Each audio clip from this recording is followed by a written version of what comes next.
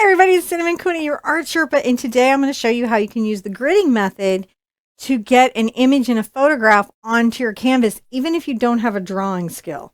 On the mic is my husband, John. Hey guys. He likes to keep me company when I do these things, but also he switches the camera so you can see the action of what I'm doing. And if you're here for Acrylic April, this is day 22, so congratulations to you whenever you do this challenge, making it to day 22. I think it's 23. Accomplishment. Hey, it's 23. 23? Yeah, because we're now on the cactus.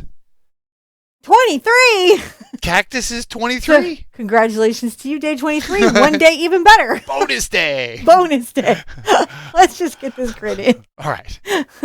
I sounded so slick and then I lose it. You're like, all perfectly delivered except the wrong date. That's pretty much classic me. All right. So on our surfaces, we have a long time history on our YouTube channel and in our studio. Before that, even to put wishes and intentions and good thoughts onto the canvas before we paint is kind of an act of optimism and hope in the universe. And today's are, I love this one, support and a resurge of attendance to the national parks.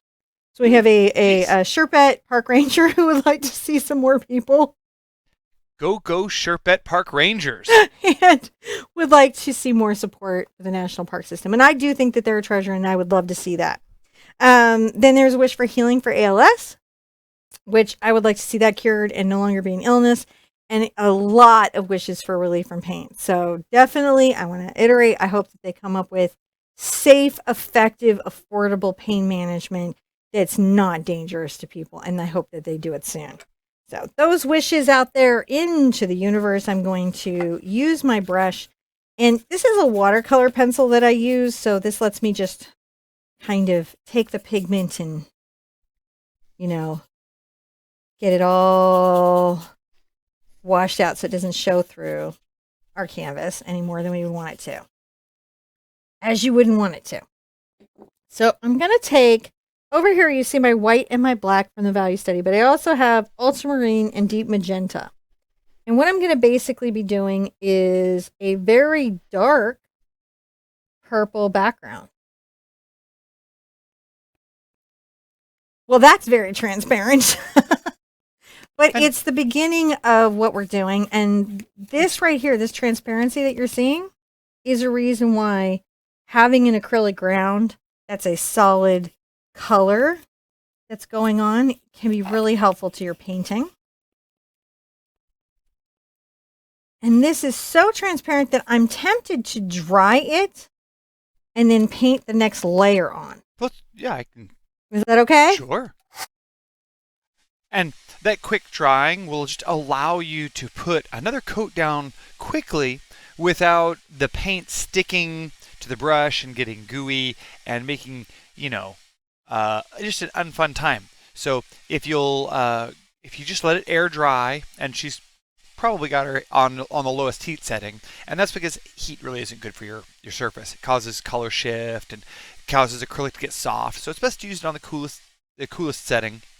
And that air will help cure it up so that the paint doesn't stick onto the brush as you're doing your next layer. Actually, I think this is going to be fine. I think I can grid from here. Yeah. Yeah. You don't really need a lot of color. What you're trying to do is just make sure that your white canvas isn't popping through you don't want. And this is going to actually be a nice underpainting for all of this. A lot of times acrylic grounds are practically washes. So this will work very well. You threw a pretty nice ombre on that unintentionally. Unintentionally, but I highly recommend you duplicate it because it's going to work out really well for me. Happy accident at the wazoo. So I take a tool called the T-square, and this just allows me to make very measured and square straight lines. And I'm going to measure every 2 inches, which is 2, 4, and 6, making a mark. And then all I do is come along, line it up, and draw across, making my very straight, because T-squares are awesome, line. Now, if you don't have a T-square, that paper towel thing. Huh? Paper towels can be very square. They're all machined so that their lines are very square. So if you need to use that to square up, you can. That is I forgot my T-square, but I have a paper towel or a napkin for like brunch. Little method of just working it out. Now this gridding method is going to allow me to break down my image into small and digestible bits so I can easily get it onto the canvas. I have my reference here. You have this. You can download this. It's for free. And it's graded in the exact same way. And these are the same size. These are the same. So all I've got to do is just really look at my image, start someplace, like say right here. This is the size. My cigar felt saguaro felt so much bigger for me in the value study. I think that's just that plant. It has a presence. They're just, they're big, but they seem bigger than they are, especially when you get close to them. They seem monstrous. They really do. And here's something to think about. They're national. They're like a park treasure. Don't cut them down. Don't steal them. Leave them where they are. Also, spiders live in them, so just don't take them. Yes, they're full of spiders and spiky points, and you're not supposed to touch them. So don't touch them. They don't want to be touched. That's why they grew the little spiky points. That is true. Sometimes we don't listen to plants when they're telling us exactly how they feel. That's why I'm not the hugging kind of tree. Yes. Gotta keep your distance. This is the desert, man. This is my water, and you will get none.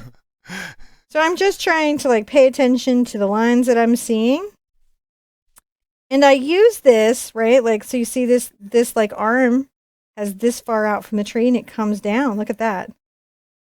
So this will help me understand how big and what the angles of these little branches are. I wonder if they're called branches on this. I know the internet will tell me.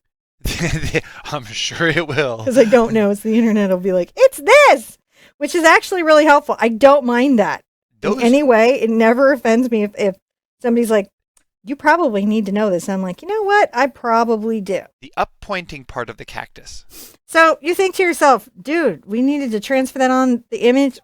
Kind of. But the other thing that I want you guys to think about is using this to think about those clouds, because oftentimes you will become so stressed out about the clouds and their shapes, and this is an excellent time for you to find where those shapes are and how they're playing out, right?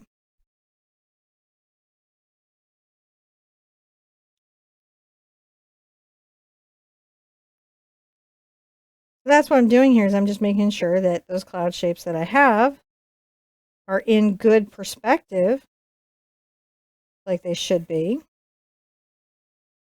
right, as they come through. I feel like you may be drawing this tracing or this gridding exercise. It's a bit, right? Just you having it pretty fast. No, this one is going to be pretty fast. And again, I'm probably going to be a little creative with my clouds and art them up a bit. But this way, if it's something that you are, and then here, I'll have to remember that my little plants are really, really low. So that's all it's going to take. And then I can come back and do this next part of the video. I'm going to turn around. Thank you, baby. And the next part of the video, and then you're going to be able to paint it. These little steps, though, they really help. And in art, it's little skills building on little skills that create good paintings. Artists are not just magically created. They're grown, they're developed, they're nurtured. And it takes a lot of, effort and commitment on your part. But if you put it in, you will see results out. And I don't know when your breakthrough is going to be. Maybe it's painting 10, maybe it's painting 50. But what I have seen is that when people hang in and they just are not going to give up, they have those breakthroughs. So I'm hoping this is your breakthrough painting. But if it's the next one, or if it happened a while ago, those are both fine. Just keep working and adding to those skills. And these little practice bits, these little prep bits, they're worth adding to your skill set. Be good to yourself. Be good to each other. I want to see you at the easel really soon. Bye-bye. Bye.